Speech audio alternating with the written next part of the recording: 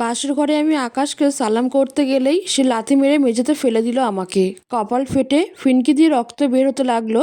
সেদিন আমার বা তার কারো খেয়াল নেই। আমি হতভম্ব হয়ে তার দিকে তাকালাম। আকাশ, নিজের চেহারা দেখেছিস কখনো আয়নায়? তো চুল আর মুখ একরকমই লাগে। রাতের অন্ধকারে খুঁজে পাওয়াও কষ্টকর। একদম আমার সামনে আসবি না। আমার যা দরকার ছিল তা আমি পেয়ে গেছি। কথাগুলো বলেই সে বিছানায় গিয়ে শুয়ে পড়ল, আর আমি মেঝেতে পড়ে কাঁদতে লাগলাম। আমাদের দেশে কালো আর শ্যামবর্ণ দুটোকেই কেউ কালো আবার কেউ শ্যামবর্ণ বলে। আমার গায়ের রং চুলের মতো কালো না হলেও আমাকে শ্যামবর্ণও বলা চলে। ছোটবেলা থেকে অনেকের অনেক কথা শুনে বড় হয়েছি, কিন্তু আজকের কথাগুলো ঠিক হজম হচ্ছে না। কারণ আজকের কথাগুলো বলছে আমার ভালোবাসার মানুষ, আমার স্বামী। আমি মেঘলা মণি। গায়ের রং দেখেই হয়তো নাম দেওয়া হয়েছিল। আমার গায়ের রং কালো। আমরা এক ভাই এক বোন। আমার ভাই আমার 2 বছরের বড়। নাম মাইন হোসেন। গায়ের রং ধবধবে সাদা না হলেও ফর্সা বলা চলে অনায়াসে। লম্বা চওড়া ফর্সা, অনায়াসে সুদর্শন বলা যায়। মায়ের রং পেয়েছে ভাই। আমার আব্বাও শ্যামবর্ণ, তাই আমি কালো। ভাবছেন আমার ফ্যামিলির সবাই ফর্সা, তাহলে আমি কার রং পেলাম? আমার ফুপি আমার মতো কালো, কিন্তু আল্লাহ তাকে তার ঠিকানায় পৌঁছে দিয়েছে। আমার ফুপা অনেক সুন্দর, কিন্তু আমার ফুপিকে অনেক ভালোবাসে। গায়ের রং ফুপির মতো পেলেও কপালটা মনে হয় তার মতো পায়নি। ছোটবেলা থেকে শুনে আসছি তুই এত তোর ভাইয়ের মতো হতে পারলি না। তুই ফর্সা হয়ে তোর ভাই কালো হলেও কোনো সমস্যা ছিল না, কারণ তোর ভাই ছেলে মানুষ। গ্রাম বাংলার একটা প্রবাদ আছে, সোনার আংটি বাঁকা ভালো। ছেলে তো ছেলেই হয়, কালো আর ফর্সা কি। কিন্তু মেয়েদের এক্ষেত্রে এ কথা প্রযোজ্য নয়। মেয়েদের হতে হবে দুধে আলতা গায়ের রং, তবেই না মেয়ে। আমার আব্বারা 3 ভাই 1 বোন, অনেকগুলো কাজিন আছে। আমরা সবাই সুন্দর, শুধু একটা বড় আপু আছে শ্যামবর্ণ, তবে আমার মতো কালো নয়। ছোটবেলায় আমার কাজিনরা বলতো, এই তুই আমাদের ছুবি না, আমরা তোর মতো কালো হয়ে যাব। ওরা হয়তো মজা করে বলতো, তবুও আমার খারাপ লাগতো। আমার সামনেই কত মানুষ আমার আব্বাকে বলেছে, কিরে মেয়ে বিয়ে দিবি কিভাবে, মেয়ে তো কালো, বিয়ে দিতে যে অনেক টাকা লাগবে। আমার আব্বা তখন বলতো, আমার মেয়ে আমি পড়ালেখা করাবো, আমার মেয়ে নিজের পায়ে দাঁড়াবে। সবাই অবহেলা করলেও আব্বা মার কাছে আমি রাজকন্যা ছিলাম। বাড়িতে মা আমাকে দিয়ে কখনো কাজ করাতো না, মা নিজে হাতে খাইয়ে দিত। আমি শুধু পড়ালেখা, খাওয়া দাওয়া, টিভি দেখা নিয়ে থাকতাম। সবাই অনেক কথা বললেও স্কুল ফ্রেন্ড ছিল অনেক। এভাবেই বড় হতে থাকি। আমার সুন্দরী বান্ধবীদের পেছনে ঘুরতে দেখলাম কত ছেলেদের। আস্তে আস্তে ওরা প্রেমও করা শুরু করলো। 1 বান্ধবীদের বিয়ের জন্য দেখতে আসতো, সেই গল্প শুনতাম। আবার 1জনের বিয়েও হয়ে গেল। তাতে আমার কি, আমি তো পড়াশোনা করে বড় চাকরি করব। কিন্তু পড়াশোনা আর করা হলো কই। সবে এইচএসসি পাশ করে অনার্সে ভর্তি হয়েছি, হঠাৎ মা বিয়ে দিতে উঠে পড়ে লাগলো। মা আমাকে ভালোবাসলেও যথেষ্ট বাস্তবিক মানুষ। আবেগ দিয়ে না, বাস্তবতা দিয়ে সব বিবেচনা করে। মেয়ে হয়ে যখন জন্মেছি, বিয়ে একদিন করতেই হবে। একা একটা মেয়ের জন্য দুনিয়াটা যে বড্ড কঠিন। এমনিতেই কালো, বয়স বেশি হয়ে গেলেও আরও খারাপ লাগবে, তাই ঠিক সময়েই বিয়ে দিতে চান। আব্বা ও মার কথায় যুক্তি খুঁজে পান। ভাই রাজি না থাকলেও তার কিছু করার নেই, কারণ সে বেকার।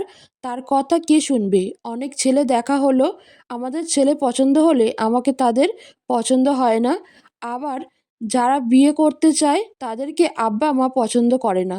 অবশেষে আব্বা সিদ্ধান্ত নিলেন, বিয়ে যেহেতু যৌতুক দিয়েই দিতে হবে, তখন ভালো ঘরেই দিব। আব্বার ছোটোখাটো একটা ব্যবসা ছিল, সেটা আর বাড়ি ছাড়া যা ছিল সব বিক্রি করে ভাইকে একটা সরকারি চাকরি দিল, আর বাকি টাকা আমার বিয়ের জন্য রাখলো। এরপর টাকার লোভে যারা বিয়ে করতে এসেছে তাদের আমি ইচ্ছা করে কোনো না কোনোভাবে তাড়িয়েছি। হঠাৎ একদিন আকাশ চৌধুরী আসে আমাদের বাড়িতে তার পরিবার নিয়ে। সে জানায় আমাকে নাকি ভার্সিটি থেকে আসার পথে দেখেছে আর ভালো লেগে গেছে। প্রথমে আমার কাছে খটকা লাগলেও তাকে দেখে আমারও ভালো লেগে যায়। তার চোখ দেখে মনে হয়নি সে মিথ্যা বলছে। আব্বা ভাই খোঁজ নিয়ে দেখে ছেলে হিসেবে সে অনেক ভালো, তাই তারাও অমত করে না। বিয়ে হয়ে যায় নিয়ম মেনে। আব্বা কোনো কিছুই কমতি রাখেনি তার আদরের মেয়ের বিয়েতে। আসার সময় আব্বা, আম্মা, ভাই সবাইকে ধরে অনেক কেঁদেছি। সেটা হয়তো আমার নতুন করে কাঁদার শুরু ছিল। আমার বিয়ের যৌতুকের জন্য যা টাকা রেখেছিল তাও দিয়ে দেয়। আকাশকে এ বাড়িতে আসার পর তেমন আয়োজন নজরে এলো না আমার। তবু কিছু মনে করিনি। বাড়িটা অনেক সুন্দর। বাইরে থেকে যতটা মনে হলো, শাশুড়িমা আমাকে বরণ করলেন কেমন মুখ কালো করে, ভয়টা অনেক বেড়ে গেল। আমার ননদ আমাকে আকাশের ঘরে রেখে চলে যায়। অপেক্ষা করতে থাকি উনার আসার। ভেতরে ভয়ে কুঁকড়ে আছি। রাত প্রায় 2টার দিকে উনি রুমে আসে দুলতে দুলতে। দেখে বুঝে যাচ্ছে নেশা করেছে। আরও ভয় পেয়ে কাঁপতে থাকি আমি। কাঁপা কাঁপা পায়ে তার সামনে সালাম করতে গেলেই উপরের কথাগুলো বলে, মেঘলা, হে খুদা, সুখ আমার জন্য কি দুনিয়ায় দাওনি? হঠাৎ খেয়াল করলাম সে বিছানা থেকে উঠে আমার দিকে আসছে। এখন কি আবার মারবে নাকি? নাকি নিজের অধিকার খাটাতে চাইবে? না, আমাকে পাশ কাটিয়ে ওয়াশরুমে চলে গেল। একটা দীর্ঘশ্বাস বেরিয়ে এলো। এদিকে কপাল থেকে যে রক্ত বের হচ্ছে সেদিকে আমার খেয়াল নেই। সারাদিনের ধকল, ক্ষুধা আর এখনকার আঘাত শরীর নিতে পারল না। চোখের সামনে সব ঝাপসা হয়ে এলো। আর কিছু মনে নেই। আকাশ, আর কারো মায়ায় জড়াবো না আমি। সব মেয়ে ওই কালনাগিনীর মতো, আর এই মেয়ে তো ওই ছলনাময়ীর বোনই। এখন আমার জীবনের একমাত্র লক্ষ্য শুধু টাকা। যার জন্য ও আমাকে একা ফেলে গেছে, টাকার পাহাড় গড়ে তুলবো আমি। খুব ভালোবাসতে না তোমার এই বোনকে? এবার দেখো তোমার এই আদরের বোনের সাথে কি হয়। আকাশ ওয়াশরুমে আয়নার সামনে দাঁড়িয়ে কথাগুলো বলে বেরিয়ে এলো। একবার নিজের সদ্য বিয়ে করা বউয়ের দিকে তাকাতে চেয়েও তাকালো না। বিছানায় গিয়ে শুয়ে পড়ল। সকালে ফজরের নামাজের আগে ঘুম ভাঙল আকাশের। ওয়াশরুম থেকে অজু করে নামাজের জন্য চলে গেল মসজিদে। একবার মেঘলাকে ডাকতে চেয়েও ডাকলো না। নামাজ পড়ে গার্ডেনে জিম করতে লাগলো। এটা তার প্রতিদিনের রুটিন। রুমে এলো সকাল 8টা বাজে। এসে দেখলো মেঘলা কাল রাতে যেভাবে শুয়েছিল এখনো সেভাবেই শুয়ে আছে। আকাশ, এই মেয়ে, ওঠো। এটা তোমার বাবার বাড়ি না যে নাক ডেকে বেলা 10টা পর্যন্ত ঘুমাবে। ওঠো বলছি। মেঘলা, আকাশ, এই মেয়ে, শুনতে পাচ্ছ না? অনেক ডাকার পর যখন কোনো সাড়া শব্দ পেল না তখন আকাশ ভয় পেয়ে গেল। আকাশ মরে গেল নাকি ভাবতেই ভেতরটা অজানা কারণে কেঁপে উঠল। না, স্বাস্থ্য চলছে। নাকের কাছে হাত দিয়ে নিয়ে, তার মানে ঘুমাচ্ছে। সে যে অজ্ঞান হয়ে আছে বুঝতে পারল না। পাশের টেবিলে রাখা পানির জগের পুরো পানিটাই মেঘলার মুখে মারল। মেঘলা ঠান্ডা পানির স্পর্শ পেয়ে আস্তে আস্তে চোখ খুলে দেখি উনি সামনে দাঁড়িয়ে আছে পানির জগ হাতে। উঠার শক্তি পাচ্ছি না। আকাশ বলল, নিজেকে কি মহারানী মনে হয়? বেলা 10টা পর্যন্ত আপনি ঘুমাবেন আর বাড়ির কাজ আপনার বাবার পাঠানো কাজের লোক করবে? ওয়াশরুম থেকে বেরিয়ে যেন দেখি পুরো রুম গুছানো। মেঘলা বলল। কথাটা বলে উনি হন হুনিয়ে ওয়াশরুমে ঢুকে ঠাস করে দরজা বন্ধ করে দিলেন। শরীরটা এত দুর্বল কেন লাগছে? সারা রাত কি আমি সেন্সলেস ছিলাম? এত ভাবার সময় নেই। কোনো রকমে উঠে রুমটা সুন্দর করে গুছিয়ে নিলাম। এটা ভালোই পারি। গুছানোর সময় খেয়াল করলাম রুমটা অনেক সুন্দর। সব ব্ল্যাক অ্যান্ড হোয়াইট। ওয়ালে সুন্দর সুন্দর পেন্টিং। একটা বড় বেড। বেডের পাশে একটা ছোট সাইড টেবিল। একপাশে একটা আলমারি। ড্রেসিং টেবিলে অনেক রকমের কসমেটিক। সব ছেলেদের। ছেলেরা এত কসমেটিক ইউজ করে। একটা বড় সোফা। মেঘলার বেডের কাজ হয়ে যাবে সোফা দিয়ে। একপাশে একটা বুক সেলফে অনেক বই, বেশিরভাগ ইংরেজি বই। পাশের কাঁচের দরজা, হয়তো ব্যালকনিতে যাওয়ার। সবশেষে চোখ গেল বেডের উপর দেওয়ালে আকাশের বড় একটা ছবিতে। কত সুন্দর লাগছে আকাশের ঠোঁটের কোণে মিষ্টি হাসি। হয়তো এই হাসিটা সরাসরি দেখার সৌভাগ্য আমার হবে না। চোখের কোণ থেকে এক বিন্দু পানি গড়িয়ে যাবার আগে মুছে নিলাম। 1 ঘন্টা হলো ওয়াশরুমে ঢুকেছে। ছেলে মানুষের গোসল করতে এত সময় লাগে? আমার তো ওয়াশরুমে যাওয়ার খুব দরকার। কি করি? ঘুরতেই ড্রেসিং টেবিলের আয়নায় নিজের চেহারা দেখে নিজেই ভয় পেয়ে গেলাম। কপালে রক্ত শুকিয়ে আছে। কাজল লেপটে পুরো মুখ আর কালো লাগছে। পুরো মুখের মেকআপ নষ্ট হয়ে পেতনির মতো লাগছে। এখন আমাকে যে দেখবে নিশ্চিত হার্ট অ্যাটাক করে মারা যাবে। উনি বাইরে আসার আগেই আমি বরং ব্যালকনিতে চলে যাই। এমনি বলছে ওনার সামনে না যেতে। এই চেহারা নিয়ে ওনার সামনে পড়লে এক্ষুনি বাড়ি থেকে বের করে দিবে। ব্যালকনিতে যাওয়ার জন্য পা বাড়াতেই মাথাটা ঘুরে গেল। আকাশ বলল, শাওয়ার নিয়ে বাইরে আসতেই দেখি মেয়েটা মাথা ঘুরে পড়ে যাচ্ছে। আকাশ ওয়াশরুম থেকে বেরিয়ে দেখি মেয়েটা মাথা ঘুরে পড়ে যাচ্ছে। দৌড়ে গিয়ে ধরলাম। মেঘলা পড়ে যাওয়ার আগেই উনি ধরে ফেললেন। আমি কি স্বপ্ন দেখছি, না সত্যি একটা মিষ্টি গন্ধ নাকে এসে লাগছে। এখন অনুভব করলাম উনার ভেজা লোমশ বুকে আমার গালে লেগে আছে। শরীরে যেন শিহরণ খেলে গেল। এই প্রথম কোনো পুরুষের এত কাছে এলাম, তাও নিজের স্বামীর। আমি 5 ফুট 4 ইঞ্চি লম্বা, তাও উনার বুক পর্যন্ত। কত লম্বা উনি! আকাশ মেয়েটাকে ধরতেই ওর মাথা বুকে এসে পড়ল। গাল আমার বুকে লেগে আছে। গরম নিঃশ্বাস বুকে লাগছে। কেমন অদ্ভুত ভালো লাগা কাজ করছে। না না, এসব আমি কি ভাবছি? এরা সবাই বিশ্বাসঘাতক। আর এই মেয়ে তো আমার যোগ্যই না। এক ঝটকায় বুক থেকে সরিয়ে নিয়ে 2 কাঁধ ধরলাম। এই মেয়ে, কি হয়েছে? দেখে চলতে পারো না? মেঘলা বলল। ঝটকায় ঘোর কেটে গেল, কিন্তু উনার দিকে তাকানোর সাহস হলো না। বুকের দিকে তাকিয়ে আছি। জিম করে বডি বানিয়েছে, 6 প্যাক। ফর্সা বুকে কালো কুচকুচে ভেজা লোমগুলো লেপ্টে আছে। ঘোর লেগে গেছে আবার। আচ্ছা, শুনেছি যে ছেলেদের বুকের লোম থাকে, তাদের বুকেও ভালোবাসাও নাকি অনেক বেশি থাকে। তাহলে উনার নেই কেন? আকাশ বলল, কি বলছি শুনতে পাচ্ছ না নাকি?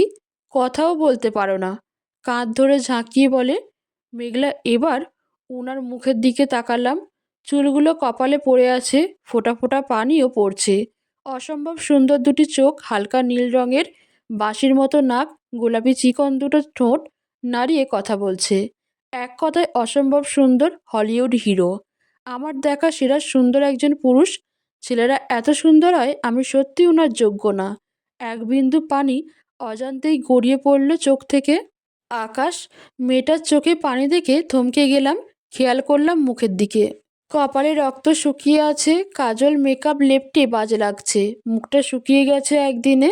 এত কিছুর মাঝে গভীর চোখ দুটো অসম্ভব সুন্দর। যে কোনো পুরুষ ঘায়েল হয়ে যাবে একটু তাকালে। মনে হচ্ছে কত অভিযোগ জমে আছে ওই চোখে। না, তাকানো যাবে না এই চোখে। হাতটা আলগা হয়ে যেতেই আবার পড়ে যেতে নিল। শক্ত করে ধরলাম। এ কি, এই শরীরে দেখছি অনেক জ্বর। মেঘলা, কি হচ্ছে বুঝতে পারছি না, শুধু তাকিয়ে আছি মুখের দিকে। আকাশ, এই মেয়ে, জ্বর এলো কিভাবে? জোরে ধমক দিয়ে বলল। মেঘলা, "আ- আমার নাম মেঘলা। সেই কাল থেকে এই মেরে করেছে। আকাশ, হোয়াট এভার। যাক, কথা বলতে পারো। জ্বর এলো কিভাবে? মেঘলা, আমি ফ্লোরে শুতে পারিনি, ঠান্ডায় অ্যালার্জি আছে। আকাশ, তাহলে কাল বলনি? বলতে গিয়েও থেমে গেলাম। নিজের ব্যবহারের কথা মনে পড়ে গেল। কেন জানি না খারাপ লাগলো। ওকে, তুমি ফ্রেশ হয়ে আসো। একা যেতে পারবে নাকি হেল্প করতে হবে? মেঘলা, একাই পারবো। আকাশ, আর একটা কথা, এই রুমে কি হচ্ছে তা যেন বাইরে না যায়। মেঘলা, আচ্ছা। লাগেজ খুলে প্রয়োজনীয় জিনিস নিয়ে ওয়াশরুমে চলে এলাম। শাওয়ার ছেড়ে নিচে বসে পড়লাম। কি হচ্ছে এসব? কালকের আকাশ কি এই আকাশ? এই বাড়ির অবস্থা দেখে মনে হচ্ছে না বাবার দেওয়া ওই সামান্য কিছু টাকার জন্য উনি আমাকে বিয়ে করেছেন। তাহলে কেন হচ্ছে এসব? আকাশ, প্যান্ট আর একটা টি শার্ট পরে চুলে ভেজা জল লাগিয়ে নিচে এলাম ব্রেকফাস্ট করতে। চাঁদনি ডাইনিং টেবিলে বসে খাচ্ছে। ও, আপনাদের বলাই হয়নি, আমার পরিবারে আমি, আমার মা আর আমার ছোট বোন চাঁদনি। সবাই চাঁদ বলে ডাকি। বাবা মারা গেছে 3 বছর আগে। চাঁদনি ইন্টার প্রথম বর্ষের ছাত্রী। যেমন সুন্দর তেমন মেধাবী। মা, খাবার দাও। মা, বস দিচ্ছি। মেঘলা কোথায়? আকাশ, মেঘলাকে? ও, ওই মেয়েটা। মা, যাকে এত জেদ করে বিয়ে করে আনলি, তার নাম জানিস না? আকাশ, জানি। গম্ভীর গলায় বলল, জ্বর এসেছে। খাবার আর মেডিসিন রুমে পাঠিয়ে দাও। চাঁদ, ভাইয়া, তুই ঠিক করছিস না। একজনের শাস্তি আরেকজনের দিস না। এই মেয়েটা তো কিছু জানে না। আকাশ, চাঁদ, ছোটদের মতো থাক। বড়দের বিষয়ে নাক গলাতে আসবি না। চাঁদ, একদিন না পস্তাতে হয় এই ছোট মেয়ের কথা না শোনার জন্য। চাঁদ খাওয়া অর্ধেক রেখেই উঠে চলে গেল। আকাশও রাগ করে উঠে চেয়ারে লাথি মেরে ফেলে চলে গেল। মা, একটা কালবৈশাখী ঝড় আমার হাসিখুশি সুন্দর সংসারটাকে ভেঙে গুঁড়িয়ে দিল। ছেলেটা ধ্বংসের খেলায় মেতেছে। রুমে গিয়ে আকাশ থমকে গেল মেঘলাকে দেখে। আকাশ চোখ সরছে না মেঘলার থেকে। হুমায়ুন আহমদ স্যার যথার্থ বলেছিলেন, মেয়েরা যদি জানতো গোসল করার পর মাথায় টাওয়াল জড়ানো অবস্থায় তাদের কত সুন্দর লাগে, তাহলে সব মেয়ে বিয়েবাড়িতে কিংবা জন্মদিনে উৎসবে মাথায় টাওয়াল জড়িয়ে যেত। অদ্ভুত সুন্দর লাগছে মেঘলাকে। ছোট ভেজা চুলগুলো গালে লেগে আছে, আর সারা মুখে বিন্দু বিন্দু পানি জমে আছে। ভেজা গলায় একটা কালো তিল যেন আমাকে টানছে। খুব ইচ্ছে করছে গভীর একটা একটা না না একটা না, মন ভরে কিস করতে। কালো রঙের জামদানিতে সদ্য ফোটা কালো গোলাপ মনে হচ্ছে। আকাশ এক পা এগোতে গিয়ে, না না, এসব আমি কি ভাবছি? এই মেয়ের জন্য আজ চাঁদের কাছে কথা শুনতে হলো। এই মেয়েকে আমি ছাড়বো না। আর জ্বর নিয়ে গোসল কেন করেছে? ঠাস। মেঘলা গোসল করে অনেকটা ফ্রেশ লাগছিল। ড্রেসিং টেবিলের সামনে দাঁড়িয়ে শাড়ি ঠিক করার চেষ্টা করছিলাম। আসলে আমি শাড়ি পরতে পারি না, কিন্তু বিয়ের পরের দিনই থ্রি পিস পরা ব্যাপারটা ভালো দেখায় না। হঠাৎ কোথাও থেকে এসে উনি গালে থাপ্পড় মেরে বসলেন। মনে হচ্ছে কেউ পাথর মেরেছে গালে, দাঁত খুলে যাবে। গালে হাত দিয়ে অবাক হয়ে উনার দিকে তাকালাম। আকাশ, জ্বর নিয়ে গোসল করতে কে বলেছে? আমাকে কি তোমার কাজের লোক মনে হয়? তুমি অসুস্থ হবে আর আমি তোমার সেবা করব? নাকি তোমার বাবা মা তোমার জন্য সাথে কাজের লোক পাঠিয়েছে? আর নেক্সট টাইম যেন কালো শাড়িতে না দেখি। গাড়ির চাবি নিয়ে বেরিয়ে এলাম বাড়ি থেকে। একটু রিল্যাক্স দরকার। মেঘলা কথাগুলো বলে কিসের যেন চাবি নিয়ে হনহনিয়ে রুম থেকে বেরিয়ে গেল। আচ্ছা, আমার অপরাধটা কোথায়? কি করেছি আমি, যার জন্য এসব আমার সাথে হচ্ছে? আমি কি ইচ্ছে করে কালো হয়েছি, নাকি ইচ্ছে করে অসুস্থ হয়েছি? যার কাছে দুটো ভালো কথা শুনতে পাই, তার কাছে আমি সেবা আশা করব একটা তাচ্ছিলের হাসি দিয়ে। আর আমি যেই শাড়ি পরি, ওনার প্রবলেম কি? কালো রং আমার বরাবরই প্রিয়, কিন্তু গায়ের রং কালো বলে কখনো পরা হয়নি। ভেবেছিলাম কখনো পরাও হবেও না, কারণ বিয়ের পর স্বামীর পছন্দে চলতে হবে। এখন যেহেতু দেখলাম আমার প্রতি তার কোনো ইন্টারেস্ট নেই, তাই নিজের পছন্দের শাড়িটাই পরেছিলাম। কিন্তু তার হলো কই? শাড়ি চেঞ্জ করে গোলাপি রঙের একটা থ্রি পিস পরে নিলাম। ম্যাডাম, আসবো? মেঘলা, হ্যাঁ আসুন। আপনার নাম টিয়া? এই বাসায় কাজ করি। বড় ম্যাডাম আপনার খাবার আর ঔষধ পাঠাইছে। মেঘলা, টিয়া আপু, আপনি খাবারটা ওই টেবিলে রাখুন। আর আমাকে ম্যাডাম বলতে হবে না, আমি আপনার থেকে বয়সে ছোট। মেঘলা বলেই ডাকবেন কেমন? টিয়া, আপনি অনেক ভালো বৌদিমণি। আমি আপনাকে বৌমণি বলে ডাকবো। মেঘলা, আচ্ছা ঠিক আছে বলেন। টিয়া, আপনাকে অনেক মিষ্টি লাগছে বৌমণি। মেঘলা, আমাকে? আর মিষ্টি? একটা তাচ্ছিলের হাসি দিয়ে।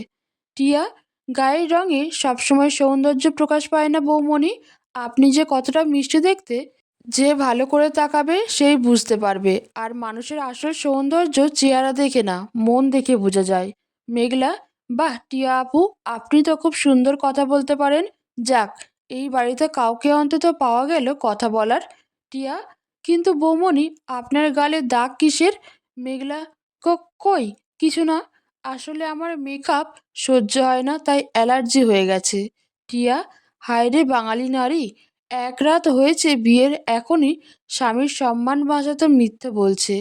আমি জানি বৌমণি ছোট সাহেব আপনাকে থাপ্পড় মেরেছে। ছোট সাহেব কেন এমন করেছে? মেঘলা, এই বাড়িতে আর কেউ নেই? টিয়া, আছে, আপনার শাশুড়ি আর ননদ। মেঘলা, ও, আর আপু, আপনি আপনি করেন না তো? টিয়া, নিজে করে আর আমাকে না করছেন? মেঘলা, আচ্ছা ঠিক আছে, আমিও তুমি করে বলবো। টিয়া, আচ্ছা বৌমণি, তাহলে তুমি খেয়ে ঔষধ খেয়ে নাও, আমি যাই, আমার কাজ আছে। মেঘলা, আচ্ছা। টিয়া আপু চলে যেতেই আমি খাবার খেতে লাগলাম। আপুটা অনেকই ভালো, কত সুন্দর করে কথা বলে, মনেই হয় না কাজের লোক। খাওয়া শেষে ঔষধ খেয়ে নিলাম। বেডে বসতে গিয়েও বসলাম না, সোফায় শুয়ে পড়লাম। ভাবতে লাগলাম কি থেকে কি হয়ে গেল। এ বাড়িতে মনে হয় রিসেপশন হবে না, কিছুক্ষণ শুয়ে থেকে ফোন নিয়ে ব্যালকনিতে গেলাম। ব্যালকনিটা অনেক বড় আর সুন্দর, কিছু জানা অজানা ফুল দিয়ে সাজানো। একটা দোলনা আছে, সেটায় বসে পড়লাম। মাকে কল দিলাম। মেঘলা, আসসালাম আলাইকুম মা, কেমন আছো? মারিয়ম বেগম, তোকে ছাড়া ভালো নেই রে মা, তুই কেমন আছিস? মেঘলা, আমি ভালো আছি মা, এই বাড়ির মানুষ অনেক ভালো। মা, আর জামাই বাবাজি? মেঘলা, উনি অনেক ভালো, আমার অনেক খেয়াল রাখে। তোমাকে যদি সত্যিটা বলতে পারতাম মা। মা, সে আমি আগেই বুঝেছিলাম, ছেলেটা অনেক ভালো। তোর আব্বার দেয়া টাকা তো নিলই না, উল্টে বিয়ের সব খরচ নিজে করতে চেয়েছে। কিন্তু তোর আব্বা করতে দেয়নি, নিজের আদরের মেয়ে বিদায় নিজের টাকায় করবে বলে দিয়েছে। মেঘলা, এসব কি বলছো মা? উনি টাকা নেয়নি তাহলে বিয়ে কেন করেছে? উনি টাকা নেয়নি? মা, এক টাকাও না। মেঘলা, আচ্ছা মা, এখন রাখছি। মা, তোর আব্বার সাথে কথা বলবি না? মেঘলা, পরে বলবো। মা, আচ্ছা ঠিক আছে, ভালো থাকিস আর ঠিক মতো খাওয়া দাওয়া করবি আর সবার মন জুগিয়ে চলবি। তোর শাশুড়ি মা বলেছে এখন বৌভাত করবে না, কি না কি প্রবলেম হয়েছে একটু, কিছুদিন পর করবে, ততদিন ওই বাড়িতেই থাকতে হবে। মেঘলা, আচ্ছা, আল্লাহ হাফেজ। মা, আল্লাহ হাফেজ। মেঘলা, ফোন রেখে ভাবতে লাগলাম, টাকা না নিলে কেন বিয়ে করেছে? এটা তো সত্যি আমি ওনার যোগ্য না। উনি কত সুন্দর, আমাদের তুলনায় কত ধনী, তাহলে কেন? কেন ভাবতে পারছি না, মাথা ব্যথা করছে। ক্রিং ক্রিং ক্রিং। Akash, hello. Akash, what, it's true. Akash, okay bye. এই দিনটার অপেক্ষায় ছিলাম, এবার খেলা জমবে। আমি আসছি রূপ, এবার সামনাসামনি খেলা হবে। শয়তানি হাসি দিয়ে, এই রূপ আবার কে? মেঘলাকে আকাশ বিয়েই বা কেন করেছে? কিসের খেলার কথা বলছে আকাশ? মেঘলা, যা রে, আজান শুনে ঘুম ভেঙে গেল। ব্যালকনির দোলনায় ঘুমিয়ে পড়েছিলাম আকাশের কথা ভাবতে ভাবতে। উঠে ওয়াশরুম থেকে অজু করে এসে নামাজ পড়তে নিলাম। টিয়া আপুকে বলে যাই নামাজের ব্যবস্থা করি। ফজরের নামাজের কাজা আদায় করে নিলাম। নামাজ শেষ করে মোনাজাত তুললাম আল্লাহর দরবারে। হে আল্লাহ, তুমি আমাকে যেমন সৃষ্টি করেছ তাতেই আমি খুশি। অনেক মানুষ আছে চোখে দেখতে পায় না, হাঁটতে পারে না, কথা বলতে পারে না, কানে শুনতে পায় না, সেখানে আমি একটা সুস্থ জীবনযাপন করছি। তোমার দরবারে লক্ষ কোটি শুক্রিয়া। আমি যেমন আছি তেমন থাকতে চাই সারা জীবন, পরিবর্তন হতে চাই না। শুধু মানুষের কথা সহ্য করার ধৈর্য দান করো খোদা। আমার বাবা মা, স্বামী, ভাই, শাশুড়ি, ননদ, আত্মীয় স্বজন সবাইকে সুস্থ রাখুন। হেয়াদত নেক হায়াত দান করুন। যারা মারা গেছেন তাদের মাফ করে বেহেশত নাসিব করুন। আমার স্বামীর মনে একটু জায়গা করার তৌফিক দান করুন। দয়ার সাগর, হে পরম করুণাময়, আমি বিশ্বাস করি আপনি যা করেন বান্দার ভালোর জন্যই করেন, আমিন। আকাশ, রুমে এসে দেখি মেঘলা যায় নামাজে বসে মোনাজাতে কিছু বিড়বিড় করছে আর নাক টানছে, গালে পানির স্রোত, কি পবিত্র লাগছে দেখতে। আচ্ছা, ও কি আমার নামে অভিযোগ প্রকাশ করছে আল্লাহর কাছে? আচ্ছা, কেন বারবার এই কালো মেয়েটাকে দেখেই আমি মুগ্ধ হয়ে যাচ্ছি? আমি তো হুর পরীর মতো সুন্দরী রূপকে ভালোবেসেছিলাম। আচ্ছা, আমি কি রূপকে সত্যিই ভালোবেসেছিলাম, নাকি ওর সৌন্দর্যের মোহে পড়েছিলাম? না না, আমি ওকে ভালোবেসেছিলাম, কিন্তু ও ছেড়ে যাবার পর তো আমি কখনো তীব্র কষ্ট অনুভব করিনি। বুকের বাপাশে শুধু প্রচণ্ড রাগ আর জেদ চেপেছে মনে।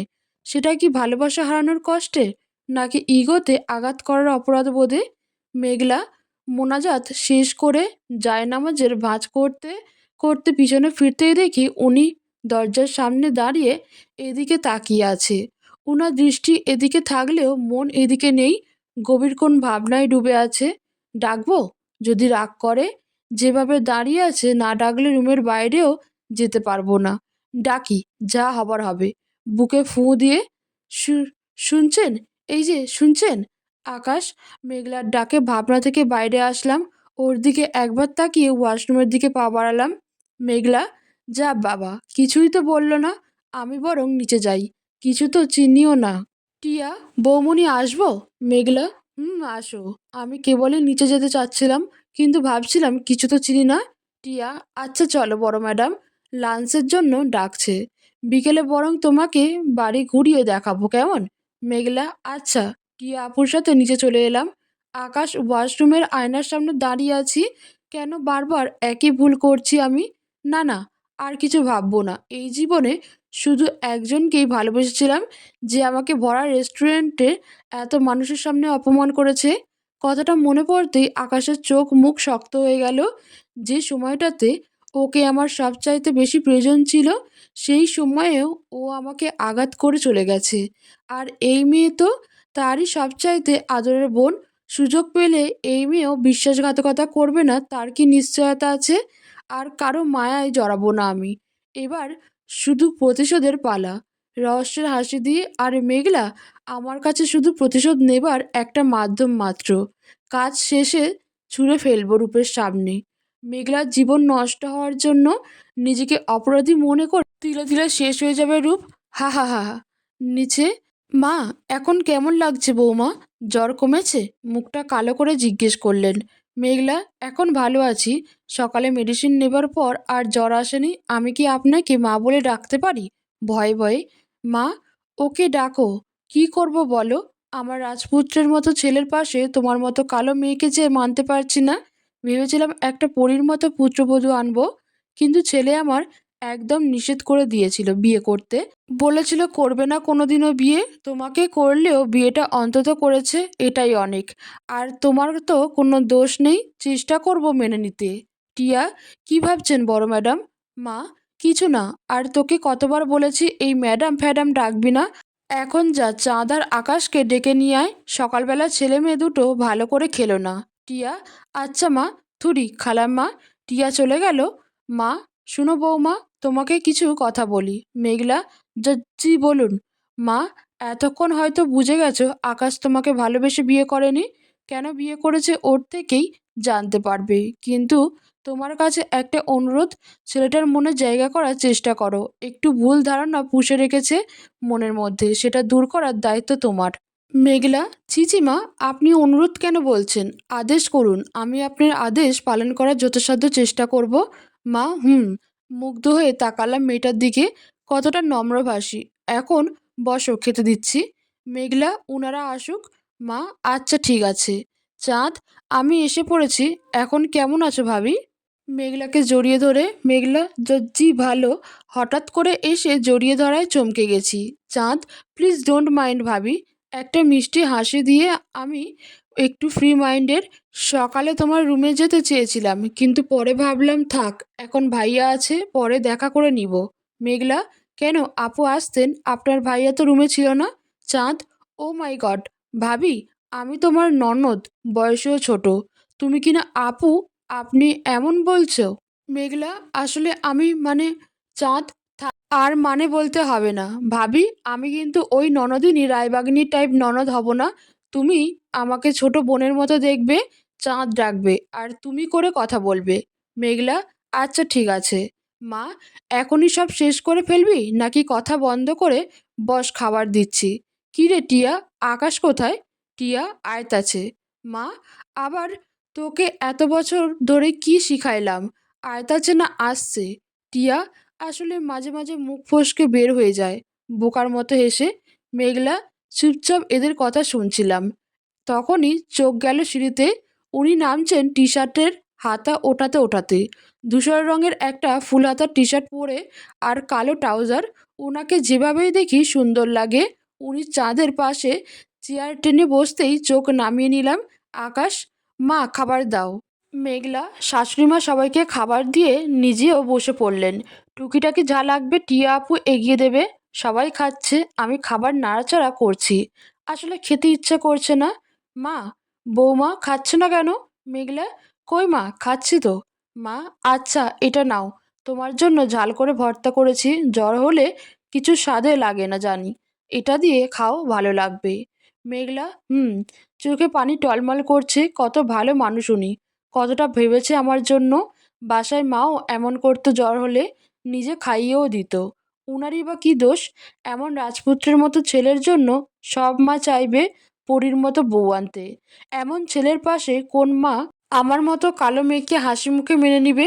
হয়তো আমি নিজেও পারতাম না। আকাশ, মা একটা কথা ছিল। মেঘলা, উনার কথা শুনে সবাই খাওয়া রেখে উনার দিকে তাকালো। তারপর উনি যা বললেন, অবাক হয়ে তাকিয়ে আছে সবাই উনার দিকে। আমি কিছু না বুঝে তাকিয়ে আছি।